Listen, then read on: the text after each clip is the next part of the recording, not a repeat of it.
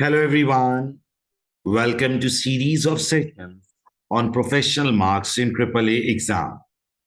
As you all know that we are already done with two sessions in this regard.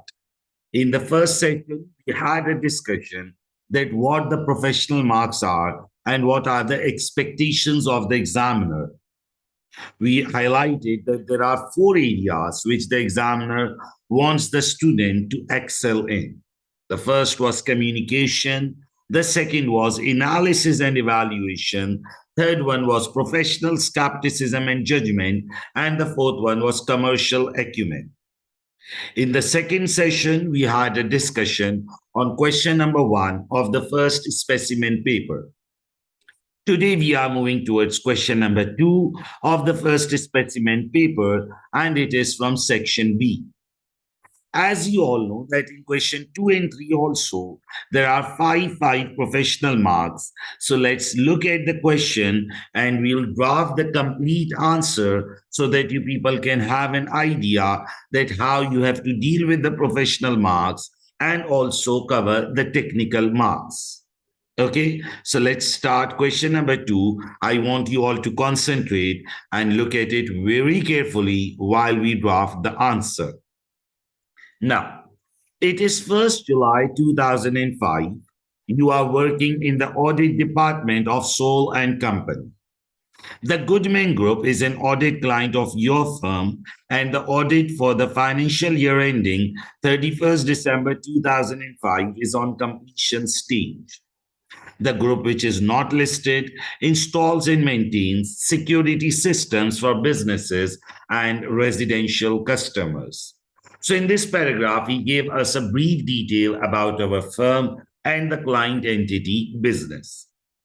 Materiality for the audit of the group financial statements has been determined to be $400,000. You are reviewing the audit working papers and have gathered information which is contained in the exhibits. The following exhibits available on the left-hand side of the screen provide the relevant information. Okay, let's look at the requirement first before we read each of the exhibit. Discuss the implications of the fraud for the completion of the audit and the actions to be taken by the auditor. 6 marks. So first 6 marks are relating to the fraud requirement, which is the first exhibit you can see here. Then part 2 in relation to the development cost only.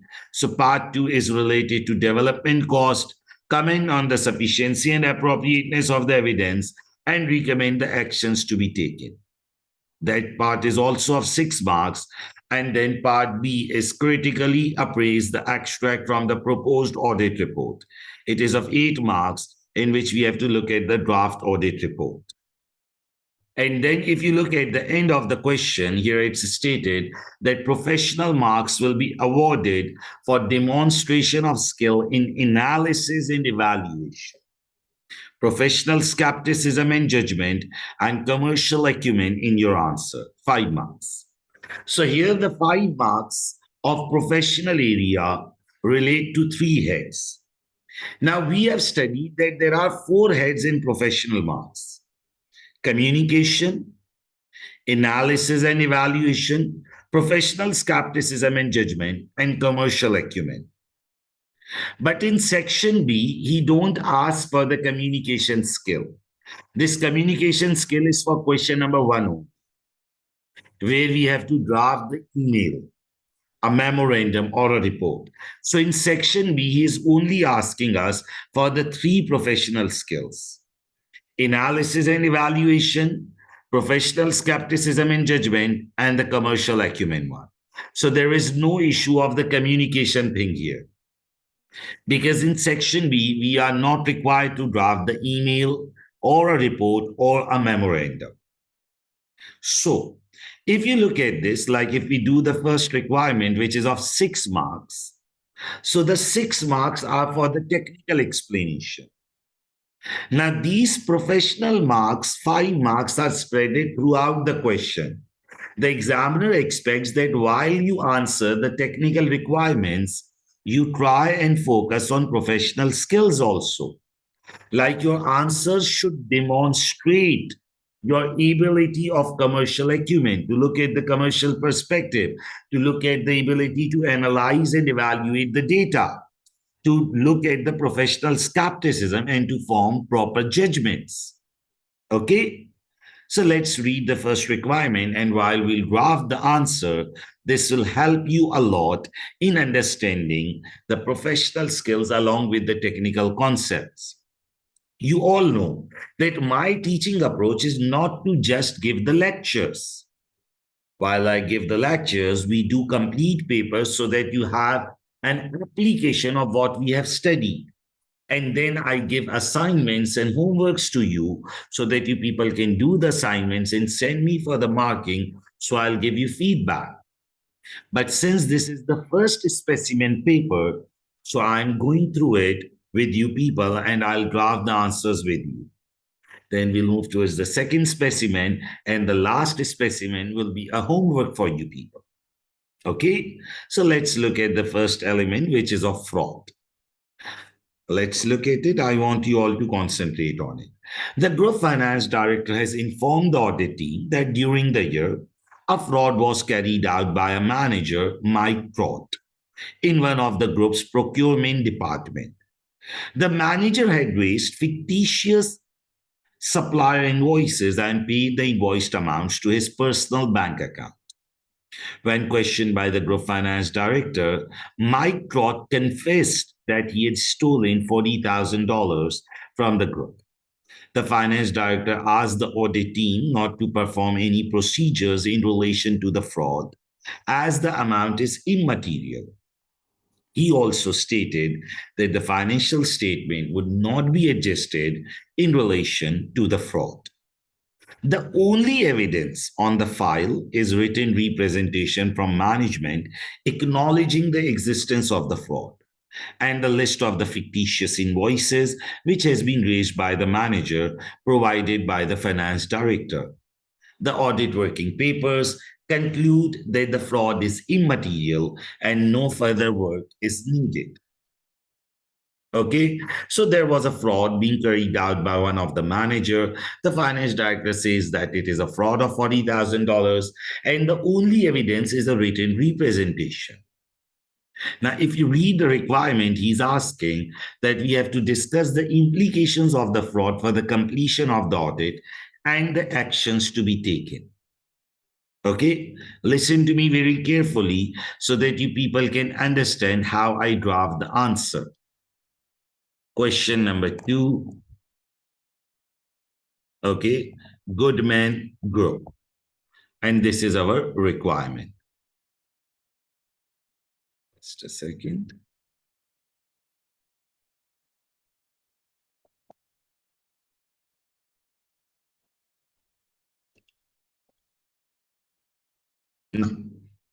Now we have to discuss the implications of the fraud for the completion of the audit and the actions to be taken. Now, first of all, what you need to understand is that currently the fraud amount is $40,000. Now, if you look at the data which was provided in the question was that the group materiality level is $400,000. Now, apparently, the fraud amount of $40,000 is below the materiality level. So currently, it has no impact on the audit opinion.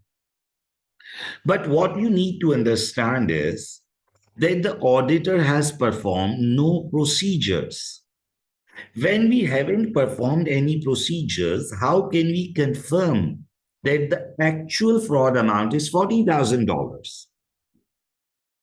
Now, here you need to use your professional skill of skepticism, that you will question the existing audit work. That when we haven't performed the extra procedures, how did we rely, how did we confirm that the actual fraud amount is also $40,000? Okay? Now, first of all, you will see that fraud amount disclosed by the finance director of $40,000 is currently immaterial to FS, as it is below the group materiality level. Currently, it has no impact on the audit report. But the problem is that auditor has not performed any procedures any investigation to find out the actual fraud amount. We shouldn't be just relying on the statements of the finance director. Okay, because he was the one through whom the fraud was discovered. We should do some extra audit work also. Okay, so fraud amount currently disclosed by finance director of $40,000 is below group materiality level of $400,000. Okay, it will not affect the audit opinion and audit report at current level. Okay, however, auditor should further investigate the fraud amount by performing further audit procedures. Okay, however, auditor should further investigate the fraud amount by performing further, or I would say, audit procedures, because he hasn't performed any audit procedure yet. We have just relied on the written representation. However, auditor should further investigate the fraud amount by performing audit procedures to confirm the actual fraud amount. Okay, so first of all, we commented on the data which is available. But we said that, okay, you should perform additional procedures also. Okay, auditors should not be relying on statements of finance director only, as he was the one through which fraud was discovered. Auditors should perform their own procedures and obtain other audit evidences to confirm the actual fraud amount. Okay, now the problem is that the finance director discovered the fraud and he's just giving a declaration that the fraud amount is $40,000. We cannot just rely on his statements. Now, this is the skill of professional skepticism, that you should question the data, you should challenge the data. Okay, first of all, we said that the fraud amount currently disclosed is below the materiality level, but the auditor should further investigate it. Okay, we shouldn't be relying on just the claims of the finance director. Okay, now if you look at the question, the only audit evidence is written representation. So as you know that as per the auditing standards, written representation from the management is not an appropriate audit evidence. It is a weak audit evidence. Okay, auditor should not be relying on written representations of management only as an audit evidence.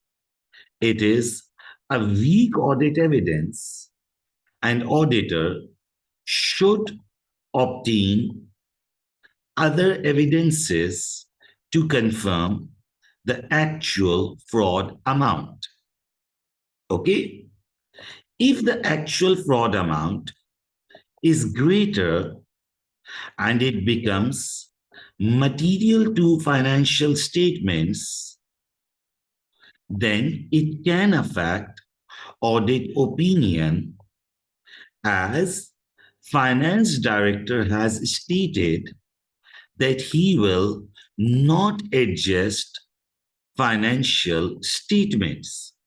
Because if you read the question here, he has also stated that financial statements would not be adjusted in relation to this fraud. So if the actual fraud amount is greater and it becomes material to financial statement, then it can affect audit opinion.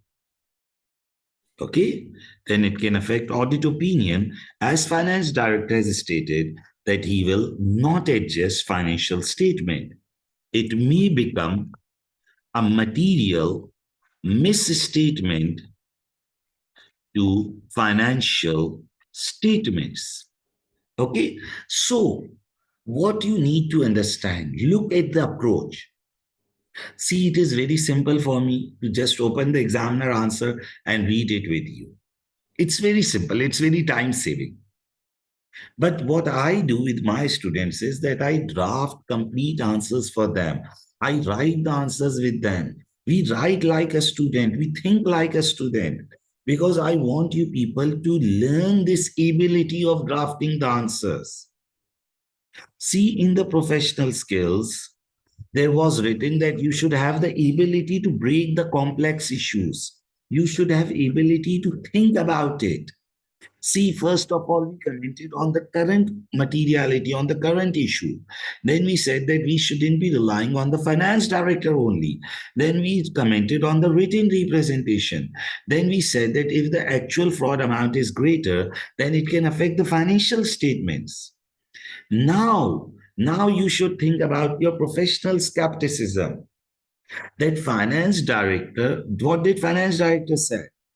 The finance director asked the audit team not to perform any procedures. So this is an issue of skepticism. Maybe the finance director himself is involved. Okay? Audit team should increase professional skepticism in relation to finance director, as he has restricted audit team to perform further audit procedures in relation to fraud. Okay? Audit team should not rely on claims of finance director in relation to fraud issue. Okay, because maybe the finance director himself is also involved, so we shouldn't be relying on his statements. Okay, so learn the ability to draft the answer, ability to respond to the requirement. See, it is very much normal in AAA exam that students come and say that their exam was good, but they were not able to complete the paper. They missed like 20 marks, they missed like 25 marks. And why does this happen? Because they do overwriting or they waste time while drafting. See, while I'm writing the answer with you people, we are so much clear while we draft a point. Okay? You have to learn the ability to break the requirement, to break the issue that, okay, first of all, comment on the existing situation that let's agree that if the fraud amount is $40,000, then what will happen? Then we said that we shouldn't be relying on finance director only. Then we said on written representation. Then we commented because we have to talk about the implication of the fraud. So we said that, okay, if the fraud is material, then what will happen? And then we discussed the issue of professional skepticism.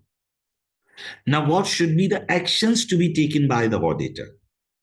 Now, you all know that in relation to the fraud, it is the responsibility of the auditor that if he finds such information, he should consider reporting to the senior management. He should consider reporting to those charged with governance. Okay? Auditor should consider his responsibility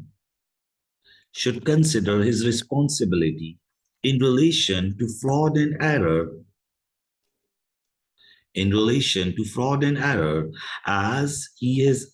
as auditor has got knowledge of this issue. Auditor should consider reporting to senior management about this issue. Okay? Auditor should consider his responsibility in relation to fraud and error as auditor has got knowledge of this issue. Now, you all know that in relation to fraud and error, listen to me. If we don't get information, it's acceptable. You can just remain silent. But if you have got the information, then you have to take the action. You have to take the action. You should consider reporting to the senior management. So auditor should consider his responsibility in relation to fraud and error. As auditor has got knowledge of this issue, auditor should consider reporting to senior management about this issue.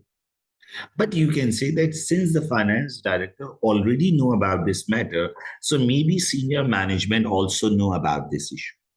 So auditors should consider reporting to those charged with governance also.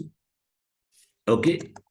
However, as finance director, the finance director is already a senior guy. However, as finance director, already know about this fraud. Therefore, a possibility exists that senior management already have information about it. Okay, like all the executive directors must know about it. Okay, auditors should report this issue to those charged with governance. Okay, because those charged with governance includes the audit committee, and auditor reports them about these issues also. Okay.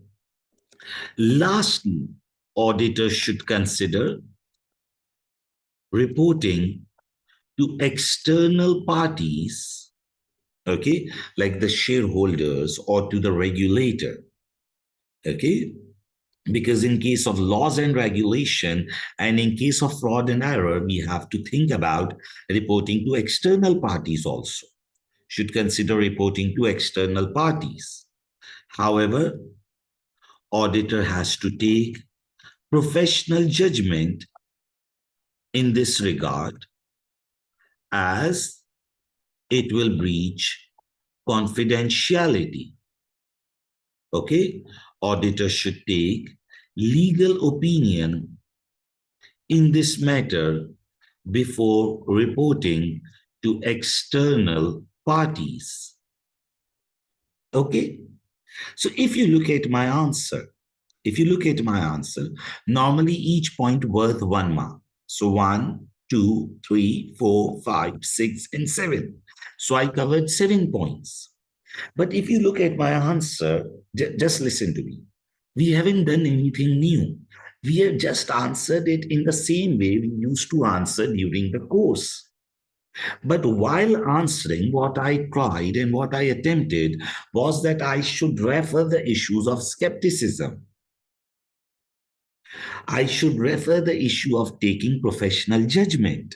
So we tried and covered those heads of the question. Okay, what you need to understand is that in professional marks, we have to make sure that our answer tries and cover the professional judgments, tries and cover professional skepticism, and then we should have the ability to analyze the issue. Like if you look at it, we have analyzed the issue from immaterial perspective. Then we said that if it gets material, then what we should be doing, analysis and evaluation skill. And what is commercial acumen? When you talk about commercial acumen, you say that we shouldn't be affecting the relation with the client directly. Rather, we should be discussing to them first. We should be looking at the bigger picture first. Okay, so if you look at the flow of the answer, we kept the reporting to regulator and external parties at the end. And even in that, we thought about the confidentiality.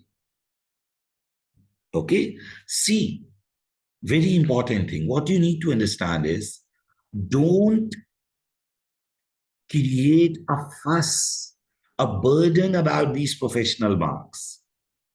Now, what happens in the exam is that the student will think a lot about professional marks and he will lose the 80% technical marks. Just answer the question in the normal way you do. But while drafting the answer, while developing the answer, keep in mind that how you will get the professional marks. But just don't get too much involved in it that you lose the technical marks, because technical marks are still 80%. Okay, so what I have tried and done is that I have covered the issue technically also. At first, I commented on the materiality that currently it's immaterial. Then we said that we shouldn't be relying on the finance director only.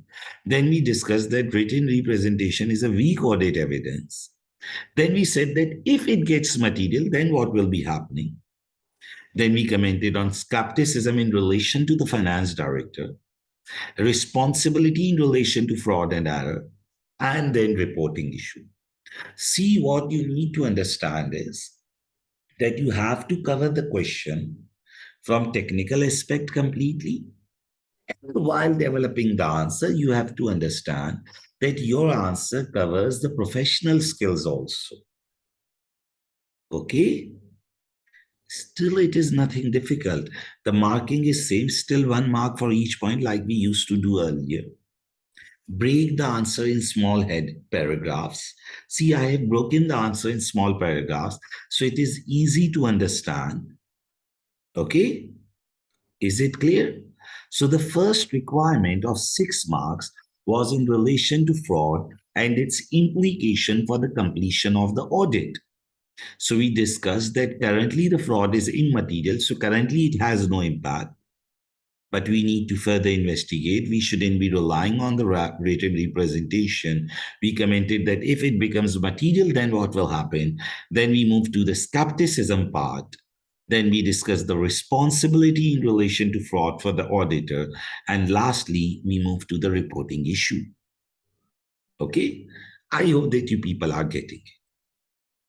Then if you look at the requirement 2, which is in respect of development cost only, it is of 6 marks. So let's look at that also.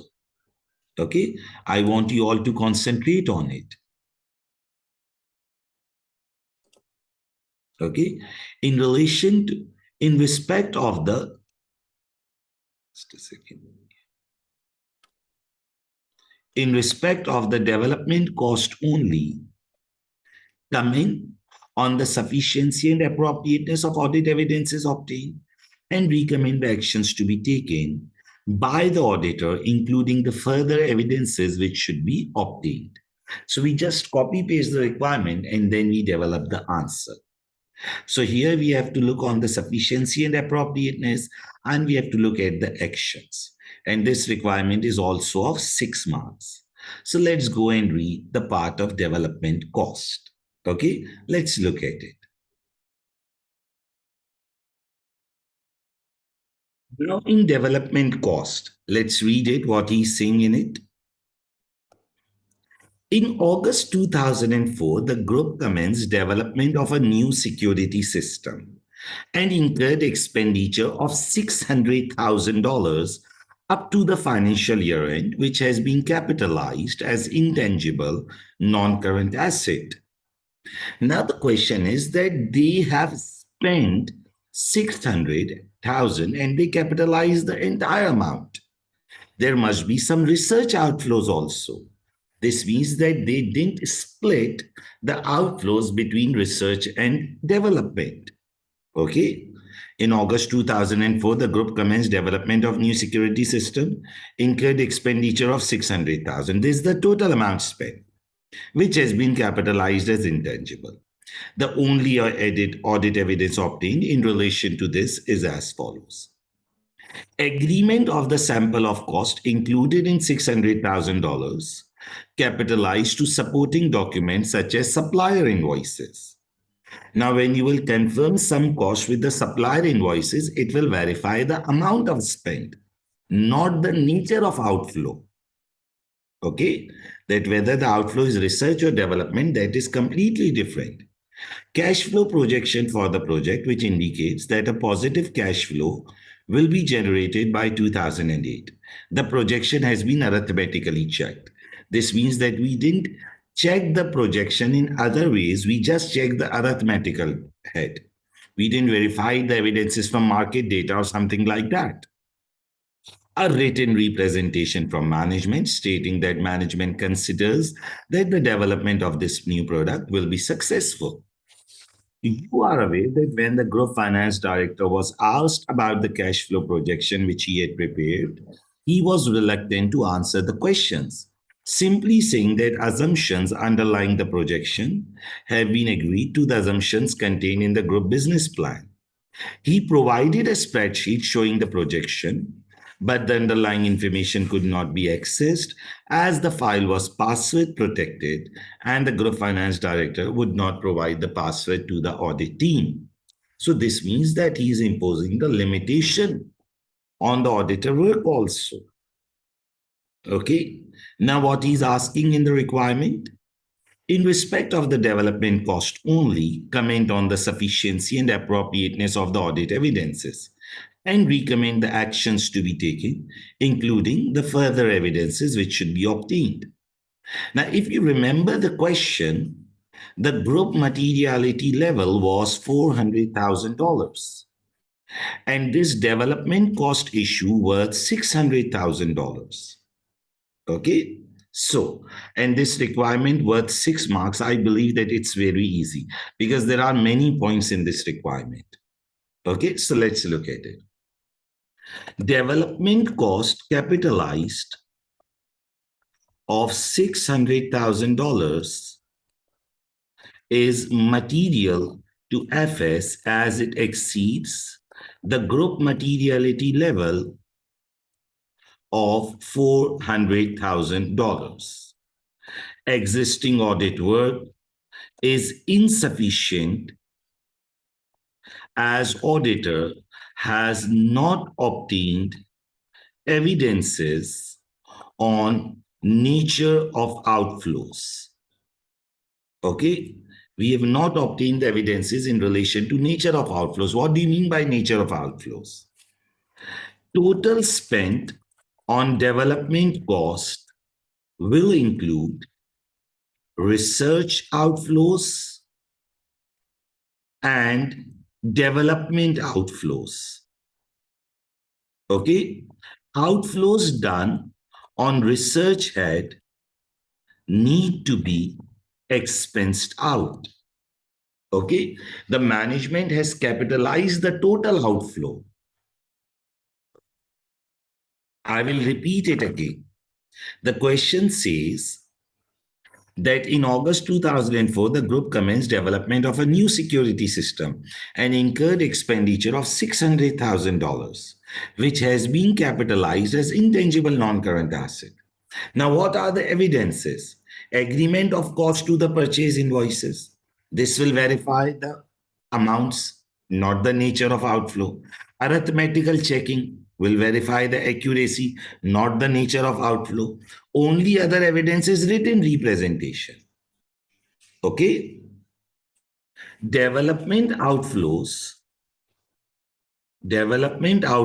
can only be capitalized if capitalization criteria as per IAS 38 is satisfied. Management of Goodman Group has capitalized the total outflow amount, which creates a risk that profits may be overstated. Profits and assets may be overstated. Why they both may be overstated? If you just think, when you capitalize the amount, your asset gets overstated. Otherwise, it should have been expensed out. Okay. So development cost capitalized of 600,000 is material to FS as it exceeds the group materiality level and existing audit work is insufficient. Okay. So we are commenting on the sufficiency and appropriateness of the audit work and we have to recommend the actions. And we obviously commented on its impact on FS also. Now, existing audit work of confirming outflows with supplier invoices and to arithmetically check the forecast fail to verify the capitalization criteria and nature of outflows. Okay. What the existing audit work they have done is that they just confirm the supplier invoices, existing audit work of confirming outflows with supplier invoices. Now, this will only verify that whether the amount spent is right or wrong. And to arithmetically check the forecast will verify the accuracy. But it will not verify that whether the capitalization criteria is satisfied or not. What is the nature of outflow? Okay. A written representation from management stating that management confirms that the project of this development of this product will be successful. Now, the reliance is done on written representation letter, which is not a good evidence. Okay. Reliance is done on written representation of management that project will be successful as per audit evidence, as per auditing standards. Written representations of management is not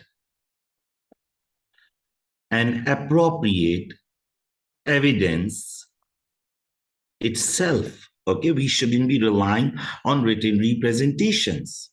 Okay, auditors should have obtained other evidences to confirm the viability of the project. Okay, because it is the requirement of capitalization criteria.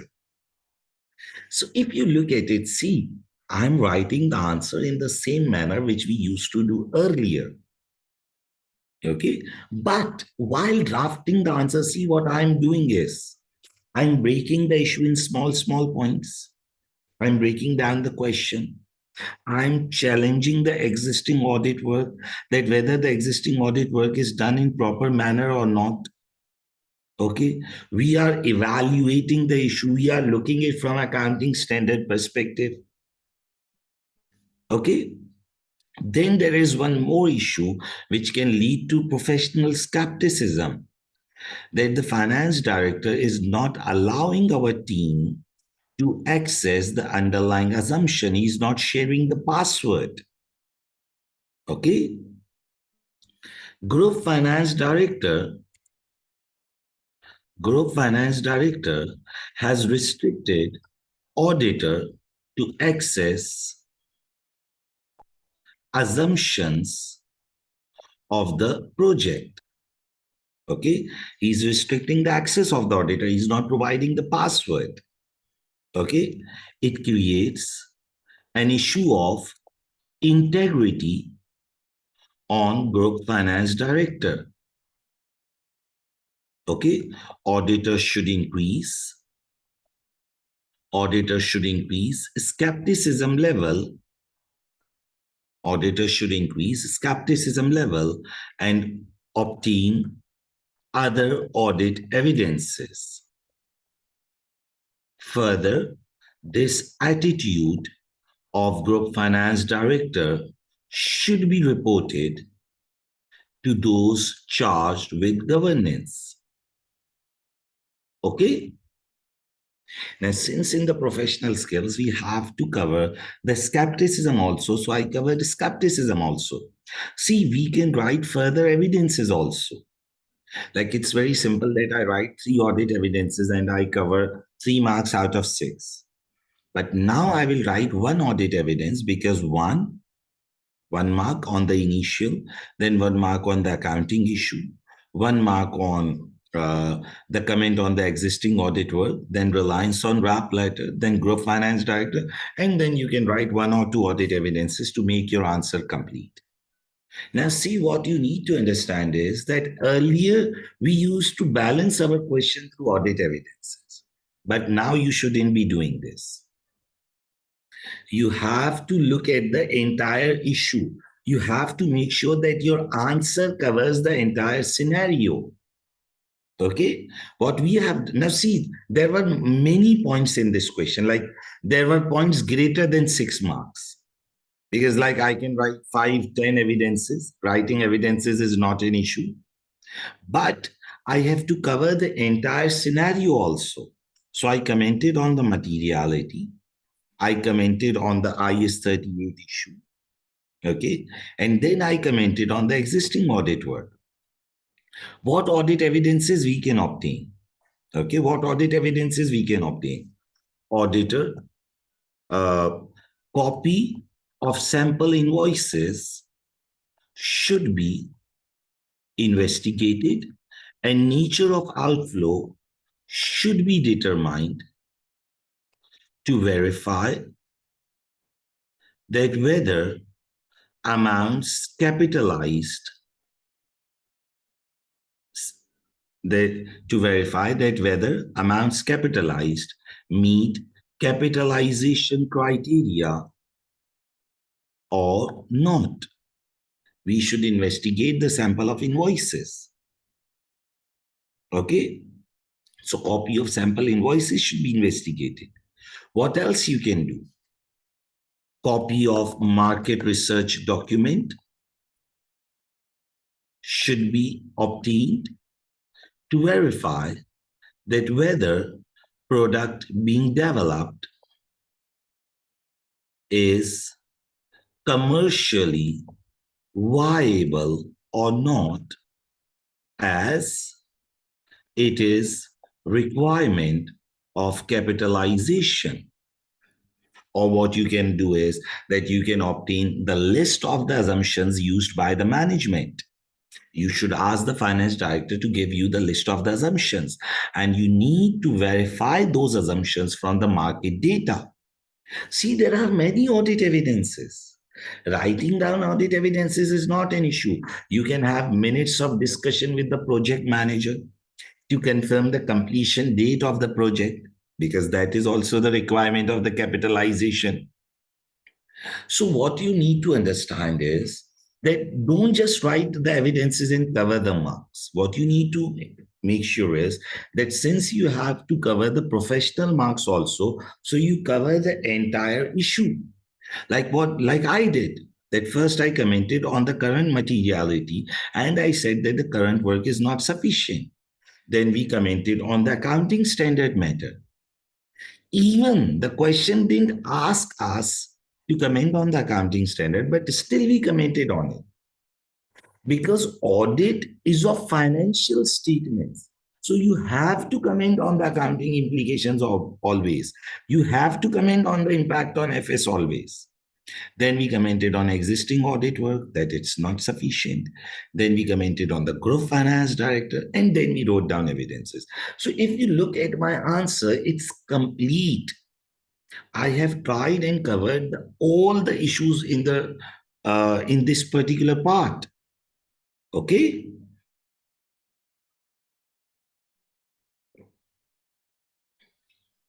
But I believe that it's not difficult. So, if you look at the first part that was in relation to fraud, that was pretty much easy. And then this one, which is in relation to development cost, it was of 6 marks, 1, 2, 3, 4, 5, 6, and 7. We wrote 7 points. Okay? But what you need to understand is that now you just don't need to cover the marks. You have to make sure that you cover the entire issue. Okay? I hope that you people are getting it. Then, if you look at the next requirement, it is critically appraise the extract from the proposed audit report. Now, I believe this is one of the easy requirement, which is critical appraisal of the audit report, and it is of 8 marks. Critically appraise the audit report. The critical appraisal of audit report is one of the easy requirements in the examination. Okay, so we have to do critical appraisal of the audit report, the draft audit report, which he has provided to us. Okay, the draft audit report, which we have to use in the critical appraisal. Part B was for development cost only, Part A was for fraud, and this Part C is for critical appraisal of the audit report. Okay, so if you look at my answer till now, I have written it in a very simple manner. We are breaking the issue. Okay, we comment on the existing materiality, we comment on the impact on FS, then we commented on existing audit work, then we commented on group finance director's restriction, and then we discussed the audit evidences. Okay, we said that we need to investigate the sample of invoices. Then we commented on market research document. You can write on minutes of discussion with the project manager to verify the completion date. Okay, you can obtain the list of the assumptions of the finance director. Okay, so if we write 6 evidences and we cover entire 6 marks, that will not be good, because then your answer will not be balanced. It will not appear to be complete. In order to make a balanced answer, you have to cover the entire issue. Then only you will get those 20% professional marks. Okay, let's look at the last requirement, which is critical appraisal. I want you all to concentrate on it so that you people can understand it in a better manner. Okay, let's look at it.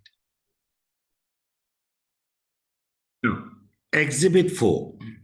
The audit work is now complete and the group audit report is due to be issued in the next few days. Materiality for the audit of group financial statement has continued to be determined to be $400,000. You have been tasked with reviewing the draft audit report and the following supplementary information which has been prepared at the end of the audit. Okay, now for requirement B, we just need to use this exhibit. Okay, the audit partner has concluded that fraud is immaterial and that all necessary work has been performed by the audit team. This means that the fraud issue has been investigated and it will not affect the audit report. Then, further audit procedures were successfully performed on development cost and conclusion was reached by the audit team that the recognition of 600,000 as an intangible asset is appropriate. This means that development cost matter is also satisfied. Then, a letter was received from Hamlin Company administrators on 29th July 2005 stating that Hamlin Company is in liquidation and that its creditors will receive a payment of 10% of outstanding balance.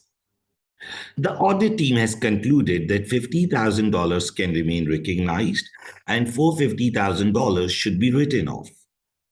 However, the group refuses to make any adjustment and full $500,000 remains recognized as receivable in the final group FS. Okay, so 450,000 should be written off.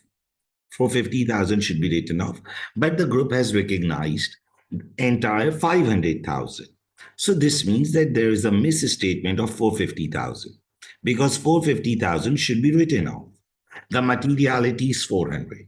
So it exceeds the materiality level. So we'll say that misstatement is material but not pervasive to FS. I will repeat it again. The fraud issue is resolved. The development cost issue is resolved. Okay. Now, in relation to receivable, some receivable, 450,000 needs to be written off, but the group has refused to make adjustment and they have recognized full 500,000. Draft auditor's report. Based on the above conclusion, the audit supervisor has drafted the audit report, which includes the following extract. Now, this is the draft report. What we have to do is we have to critically appraise the extract of the report, which means we have to identify the issues in it. Basis for opinion and opinion. Now, the first thing is that opinion and basis for opinion paragraph are separate paragraphs. They shouldn't be merged. Okay. Audit procedures indicate that trade receivables are overstated by 500,000. Wait a minute. Receivables are not overstated by 500. They are overstated by 450,000. Because 50,000 should remain recognized and 450 should be written off. So here it's also wrong. It's not overstated by 500. It's overstated by 450,000. For this reason, we consider that group financial statements are likely to be materially misstated and do not present the financial position and performance of the group for the year end. Now, again, here the word likely is not an absolute word. It's a subjective word. We shouldn't be using confusing words. Okay. And apparently, we have given a wrong opinion, because here the opinion shouldn't be adverse opinion.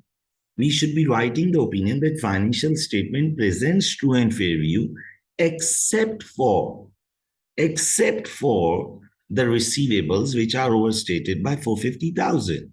But what he has done is that he has overall written that FS do not present fair view. This is wrong. Okay, so we have to critically appraise the draft audit report. So what are the issues? If I just list down first, okay, the first issue is separate paragraphs for opinion and basis of opinion. Okay, the paragraph for opinion and basis of opinion should be separate. Wrong heading is used. The heading should be basis for qualified opinion. Okay, or the qualified opinion. For both of the paragraphs, you should use the word qualified in the heading. So the heading is wrong. Okay, misstatement is written wrong. Okay, the misstatement is not of 500,000, it is of 450,000. Then subjective wording is used. The wording likely to be misstated, this is not correct. You shouldn't be using the word likely to be misstated. Okay, wordings of opinion paragraph are wrong. Of opinion paragraph are wrong. Okay, because the opinion paragraph shouldn't be stated like it do not presents fair view. It is wrong. You should write that financial statements presents true and fair view except for the receivables. Okay, the except for word should be used. So first of all, basis for opinion and opinion paragraph is merged. We should use separate paragraphs. The heading is also wrong. Okay, then receivables are not overstated by 500, they are overstated by 450,000. Subjective wording is used, likely to be misstated. You should be using clear words. Then we shouldn't be writing that it do not present fair view. We should be writing that the financial statement presents true and fair view except for. Then he has given us an emphasis of matter. There are two matters to which we draw our attention. A fraud was discovered, as a result of which we determined that $40,000 was stolen from the group. This does not impact the financial statement, but we wish to highlight this illegal activity. Now see, this fraud is immaterial. Immaterial elements are not written in emphasis paragraph. Emphasis paragraph is for significant issues. Why are we writing immaterial issues in emphasis paragraph? Okay, so immaterial fraud should not be referred in emphasis of matter paragraph. Okay, we shouldn't be referring the immaterial fraud in emphasis paragraph. Why are we referring immaterial fraud? In the EOM para is for significant matters. The group finance director obstructed our audit by refusing to allow the access to audit. He refused to adjust the financial statement in relation to the material misstatement, which led to qualified audit opinion. Now, this is wrong. We shouldn't be targeting the finance director only. We should be referring the entire management. We should be referring all the directors. Why are we referring the finance director only? As per the auditing standard, you shouldn't be referring one particular individual, because the audit report is on the company's affairs. It is the opinion of the entire board. If the finance director is not providing anything and you told to those charged with governance, so it is the responsibility of the board and those charged with governance to get the issue resolved. And if they are not getting it resolved, it is their collective responsibility, not only the responsibility of finance director. Okay, so finance director shouldn't be directed. Group finance director is targeted. This is wrong. We cannot target any particular individual. For this reason, we wish to resign from the audit. Resignation should be discussed with those charged with governance. Resignation should not be referred in audit report. Okay? Group finance director should not be targeted. So these are the issues. How many issues? 1, 2, 3, 4, 5, 6, 7, and 8. 8 issues. Now you know that in critical appraisal of audit, one issue will give you 1 mark. So write brief. But you will identify the issue and you will also advise that what is the correct treatment. Okay, so let's look at it. Opinion paragraph and basis of opinion paragraph are written together in draft audit report. Okay, this is wrong approach. This is wrong approach because as per auditing standard, a separate paragraph of opinion should come before basis of opinion paragraph. Okay, so the first thing is that a separate paragraph should be given. Opinion and basis of opinion paragraph are written together. They are merged. Okay, opinion and basis of opinion paragraph are written together in draft audit report. This is wrong approach because as per auditing standard, a separate paragraph of opinion should come before basis of opinion paragraph. Are you getting it? There should be a separate paragraph for opinion and basis of opinion paragraph. Opinion paragraph will give the opinion and basis of opinion paragraph will explain the reason, will explain the standards used. Okay.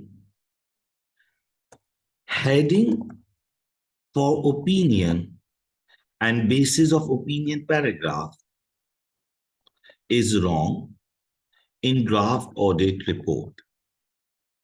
Okay. Opinion expressed is qualified opinion. Okay, opinion expressed is qualified opinion as financial statements contain a misstatement which is material but not pervasive to FS. Okay, heading of opinion paragraph should be qualified opinion and heading of basis of opinion paragraph should be basis of qualified opinion. Okay. So first of all, we highlighted that there should be a separate paragraph for basis for opinion and opinion. Then we said that along with the separate paragraph, this should be basis for qualified opinion. And opinion paragraph should be added as qualified opinion. So first of all, there should be a separate paragraph. And secondly, along with the separate paragraph, the heading needs to be corrected. Okay. Now, misstatement is written wrong. Okay. Misstatement in receivables is of 450,000, whereas draft audit report states that receivables are overstated by $500,000.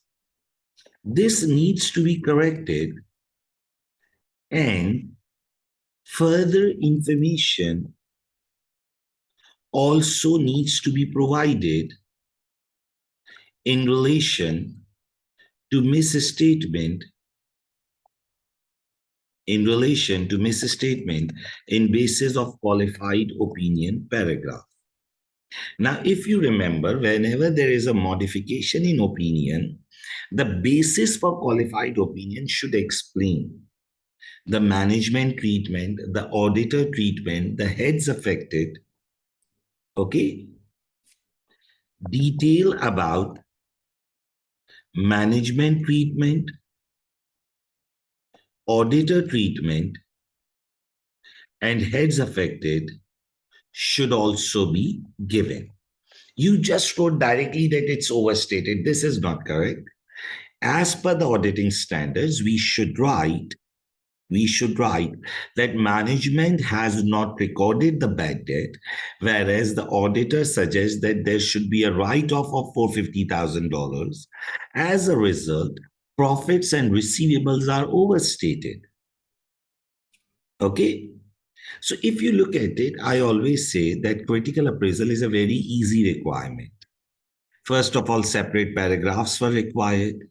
Then we said that the misstatement is written wrong. It is not of 500,000, it is of 450,000. Then the heading is wrong.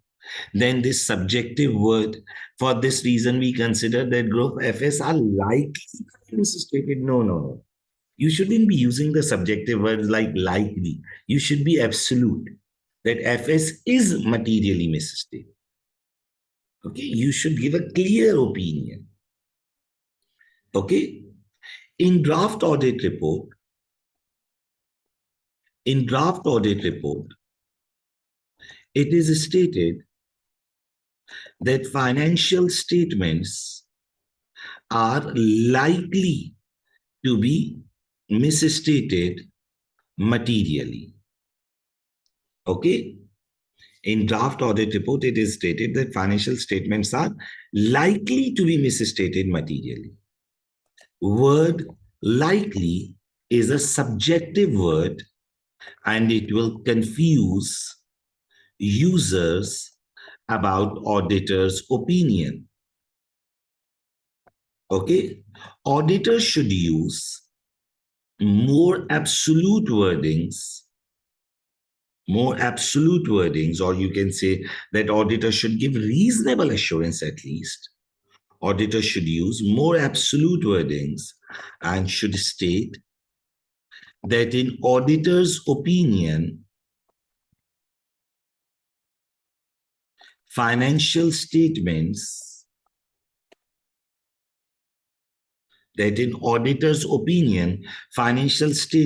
contain misstatement. Okay, so we should be more clear. Or you can change this word absolute and you can write word like should use more clear wordings. Okay, because absolute can be a bit confusing, like the auditor don't give absolute assurance. But you can at least say that auditor should use more clear wordings. Now, these words likely, feel, these are confusing words. This shouldn't be used by auditor. So first of all, separate paragraphs should be used. Wrong heading is used. Misstatement is written wrongly. Subjective words are used. So these are small issues. I hope that you people are getting it. Then wording of opinion paragraph are wrong. Okay, if you read opinion paragraph says that financial statement do not fairly present the financial position. Okay, misstatement in FS is material but not pervasive to FS. Okay, therefore, qualified audit opinion should be expressed. Okay, in draft audit report, it is stated that financial statement do not present financial position fairly. This is wrong wording as per auditing standards. This is wrong wording for qualified opinion as per auditing standards. Auditors should state that financial statement present true and fair view except for receivables which are materially misstated. Okay, rather than raising question on the entire FS, the misstatement is not pervasive. Okay, in draft audit report, it is stated that financial statement do not present financial position fairly. Now, this means that you are saying that issue is pervasive, but this is wrong. This is wrong for qualified opinion. As per, okay, this is wrong wording for qualified opinion, because as per auditing standards, okay, auditor should state that financial statements present true and fair view except for receivable. We should use these wordings of except for. So if you look at this critical appraisal requirement, here what we are doing is, now you must be thinking that, so what about the professional skills? Where are you covering these professional skills? So I am covering professional skills because I'm suggesting the correct treatment also. I'm giving the solutions also. If you remember my professional skills class, the first class, I told you that just don't identify the issues, also give their solutions. So I'm telling the solution also. Okay, I'm not just pinpointing the issues. I'm giving the solutions also. That, okay, here what should be done? Like, misstatement in FS is material but not pervasive. Therefore, qualified opinion should be expressed. In draft audit report, it is stated that FS do not present financial position fairly. This is wrong wording for qualified opinion. And then I told that what should be the correct treatment. Now, this is what he's asked. He's expecting from us in evaluation skill. Okay. Then immaterial fraud is referred in the emphasis of matter paragraph. Emphasis of matter paragraph should be used for significant matters which need to be brought to shareholder attention. In draft audit report, immaterial fraud is referred in EOM paragraph. It is a wrong approach to refer immaterial items in EOM paragraph. This issue should be reported in management letter as it is not a material issue. The management letter is sent to those charged with governance. It shouldn't be referred in audit report, and at least in EOM paragraph. Emphasis of matter paragraph should be used for significant matters which need to be brought to shareholder attention. In draft audit report, immaterial fraud, even he is writing here, a fraud was discovered of $40,000. This does not impact the financial statements. They are immaterial. It was written here, you can read it. The audit partner has concluded that the fraud is immaterial. Now, when it is immaterial, then why are you referring it in EOM paragraph? Okay, in draft audit report, immaterial fraud is referred in EOM para. It is wrong approach. Okay, this issue should be reported in management letter to those charged with governance when you write such a letter. Okay, then another issue is that we targeted the group finance director specifically. Okay, group finance director is targeted specifically in EOM paragraph of draft audit report that he was the reason of misstatements in FS. This is wrong approach to target any specific employee of company. Auditor should refer management as a whole should refer management as a whole because misstatements in FS are due to decision of whole management rather than any specific employee. And it is unethical also. See, if there is any misstatement, it was the decision of the board. They formed a certain stance. What you need to understand is that if finance director was doing something wrong, we report to those charged with governance, we report to the board. Now the board decides that, okay, we have to do this. Now we are putting the entire burden on finance director. This is wrong. Guru Finance Director is targeted specifically in paragraph of draft audit report that he was the reason of mistake.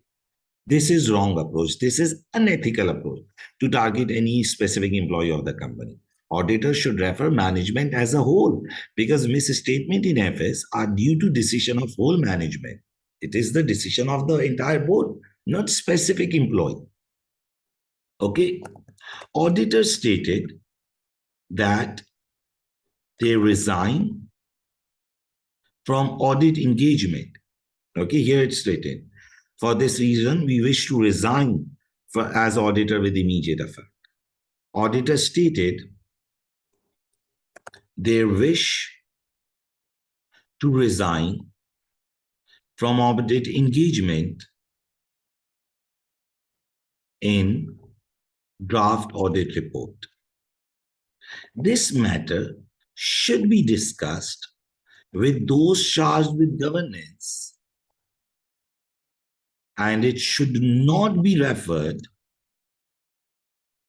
in draft in audit report.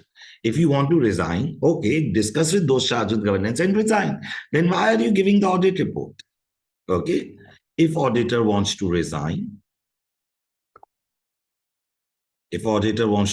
then they should resign from engagement. Then they should discuss with those charged with governance and resign from engagement if reasonable. And in that case, audit report should not be issued. You are issuing the audit report and then you are saying that we want to resign. Why do you want to resign? And if you want to resign, why are you writing it in the audit report? You should discuss with those charged with governance. Auditors stated their wish to resign from audit engagement in draft audit report. This matter should be discussed with those charged with governance and it should not be referred in audit report. And if auditor wants to resign, then they should discuss with TCWG and resign from engagement if reasonable. And in that case, the audit report should not be issued. So if you look at this critical appraisal, I know that by now it has got a bit boring because it was a very easy requirement. Because you know that critical appraisal is not a difficult one and there is no technical debate involved in it. But if you look at this requirement, it was pretty much easy. Okay, that separate paragraph should be given. The wrong heading is used. Misstatement is of 450, but it's written as 500,000. Subjective wordings are used. Wordings of opinion paragraph are wrong. Immaterial fraud referred in EOM. Group finance director is referred. And resignation referred in the audit report. Now, if you look at this entire question, this was of 8 marks and then there are professional marks. If you look at this entire question, the first part was on fraud. The second part was on development cost. And the third one was on critical appraisal. This trade receivable exhibit was not used. Basically, this is an error in our specimen paper. In the original question, this part was also used, but since the examiner replaced it with the professional marks, so he ignored this exhibit completely. But in the original question, this was an old question, and at that time, there were no professional marks. So there was a requirement on this receivable part also. But since he has replaced it with professional marks, that's why this exhibit was not used. So if you look at this entire answer, we have answered it in a normal manner, like we studied during the course. Just what we have done is that while answering, we tried and covered the three professional skills which he asked: skepticism and judgment, evaluation, look at the complete picture, suggest the solutions. Just don't pinpoint the issues, suggest the solutions also. And the commercial acumen. What is commercial acumen? Don't suggest the solutions which are not practical.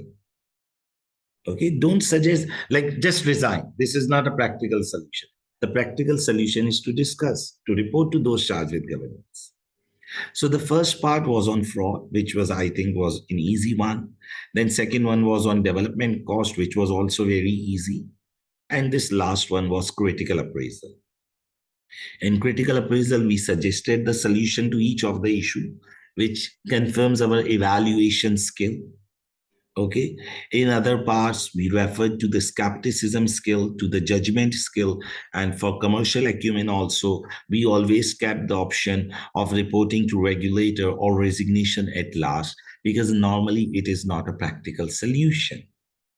So if you look at my answer of question number 2, what I believe is that this was not too much abnormal. Okay. So question 2. Specimen paper 1. Okay, so I believe it's easy. Still, if you have any query, you people can ask me on my WhatsApp. In the next class, we'll move towards the question number 3, okay, which is also of the first specimen paper. See, what I'm trying to do is that in the first class, I discussed professional marks with you, the professional skills with you, and now we are solving these specimen paper. The purpose of doing this is to give you a confidence that yes, it is doable. It is doable. It is nothing which is very much abnormal. It is doable. Okay? There is no major thing for which you need to be very much confused. Just you need to learn the ability to draft. And in professional skill, what you need to understand is that while you develop the answer, you need to cover the entire situation rather than getting stuck on a particular paragraph. Cover the entire situation. See, if you read any of my requirement, I have tried and covered the entire scenario. Okay? I hope that you people are getting it. If you have any query, you people can ask me on my WhatsApp. Thank you, everyone.